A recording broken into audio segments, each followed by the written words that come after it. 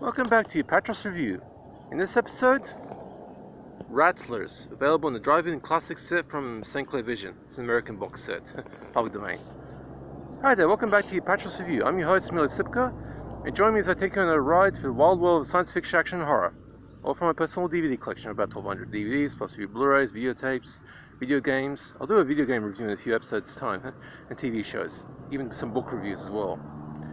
Now, before I begin, I'd like to give a shout out to an old friend, Khalid El-Dabal, also known as Carl El-Dabal, and his family.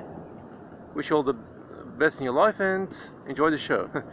Now, in this episode, we look at the film Rattlers, which in West Germany was known as Company Rattlesnakes, when it was released in 1987 in West Germany. The film itself came out on 23rd of April 1976 in the US, directed by John Macaulay in the year 1976. Now, this particular film is released on several public domain DVD labels and on YouTube.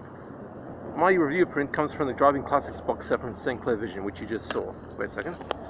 That's what it looks like. And yeah, it's got pretty decent picture quality on that set.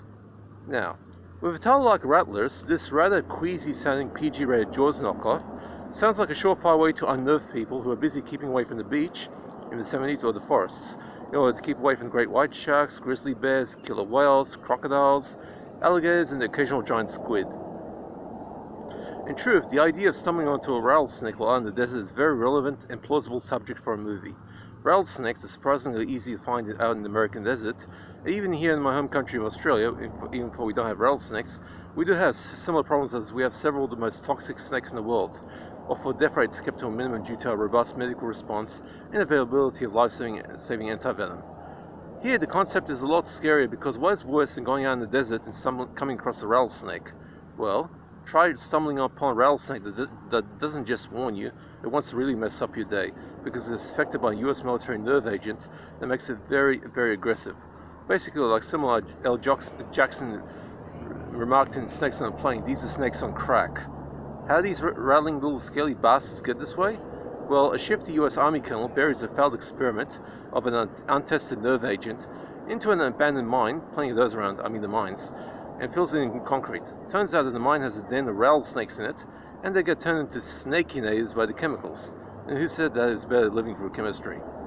Anyway, after an old man, two stupid kids, a farmer, his wife and a hot rod-loving son, their dog and several chickens, a plumber, his female customer gets in her bubble bath, and 3 soldiers from the nearby army base all get taken out by the snakinators. I like the term. I use it as much as I can in this review.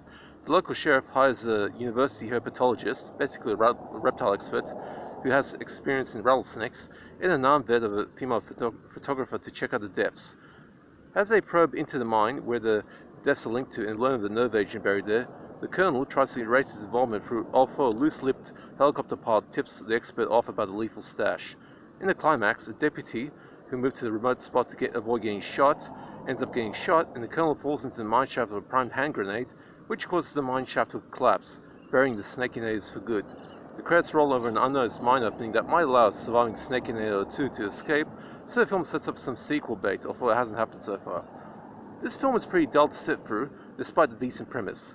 Producer, writer, director John Macaulay stages the snake attacks with a fair bit of restraint. Okay, a lot of restraint. But rattlesnakes don't tear people apart like the average shark or crocodile does, so there's not much for these scaly fuckers to do aside from biting you. Oh, and by the way, it should be worth noting that the rattlesnake venom contains an enzyme that causes soft tissue and blood cells to be destroyed, so the victim ends up looking like a swollen mess, and a certain candidate for a closed casket funeral, which doesn't get shown here, partly because this is a PG-rated film.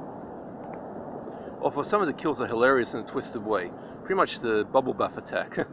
As a hero, Sam Chu Jr. does a solid job with his material, while I found the female assistant with her off-putting 1970s feminist attitude, only for her to repent her ways after a romantic trip to Las Vegas, pretty annoying. Men and women are equal. There's no mistaking that, but some of these feminists really irk me because they get really into the whole misandry business when they are provoked. A bit like the now infamously misandric 2019 Blumhouse remake of Black Christmas. There's a good scene here where the hero tells his assistant how she should be thankful for her current position. Anyway, this film is pretty average at best, but if you're not a fan of snakes, much like my dear mother who hates anything that slithers around for a living, this would be like watching Grizzly, the cult classic killer bear film. I remember watching Grizzly for the first time on Yugoslavian television back in the late 1980s, only more talky. Rattlers gets a C, 4 out of 10 from me. It's an average entry in the early wave 1970s kill animal films.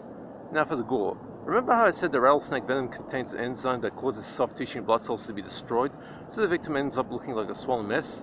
Innocent in Canada for a close casket funeral? But we don't see the victim's corpses here, but we do hear it being described. Remember, this is a PG-rated film. Although, this thing has some nudity in it. Two instances of mild nudity offer. A surviving victim of the rattlesnake is looking at a nude cinefilm in his men's magazine before being interviewed. We see the model's breasts and nothing else due to her pose in the photo. And later we see a butt shot from Celia Kay, who plays a female customer of the plumbing service, where she steps into a bubble bath and gets killed by the snake and is swimming to her bath. We also get a very, very brief side breast peek. Nudity in a PG-rated film? Oh, God bless the 1970s. Now for the DVD. This is the fourth film I've reviewed from this driving classic set from Clair Vision. The film here is given a surprisingly good print, which despite doing nothing to prove the remastering claim that the DVD makes on the intro card, still looks better than it should. Very surprisingly good. The picture is a bit grainy at times, but that is not distracting. It adds to the 1970s grinders experience. Even though this ain't really sleazy enough to go there, despite being a PG-rated film after all. While the soundtrack is a 5.1, that sounds also pretty good, although some mild hiss can be heard at times. There was one moment during the 5-minute mark where the shot inside the hero's snake lab looks like a window box for some reason, for a couple of shots in the same position, but it goes away just as quickly as it arrives.